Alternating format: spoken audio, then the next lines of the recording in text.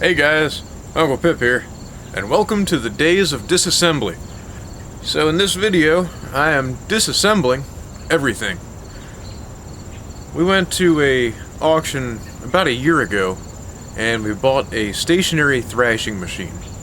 This thrashing machine was made somewhere in the late 1800s or early 1900s, and it was actually made in Pottsville, Pennsylvania.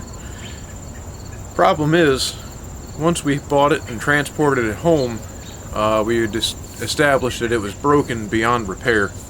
As you can imagine, they don't make new parts for them. So, that's kind of a problem.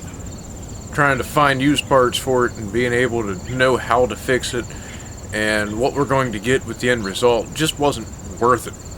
So I looked for ways to make my money back, and I hate to say it, but that's the route that we decided on, was taking it to the farm upstate, if you will. So that's what this video is kind of showcasing.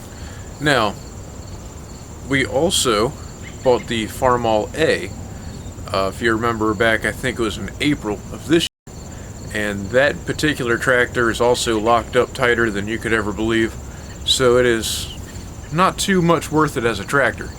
So I started to strip it for parts, and some of that's going to be in this video as well. Hope you enjoy it. You're probably seeing some of those scenes as we speak right now. It's been a whole process with all of those parts. I'd like to sell them all, try to get some of my money back, but we're just kind of playing it by ear. I know a lot of those parts are interchangeable with the Farmall BN, so it is nice to have spare parts. As for the thrashing machine,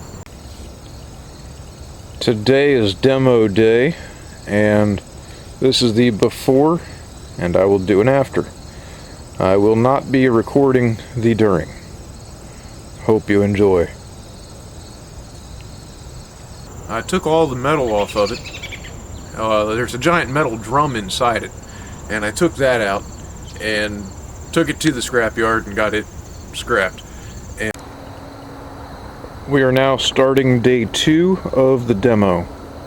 We're hoping to get the back part completely broke off today at the very minimum. Hopefully I'm done today. Here is our scrap metal pile.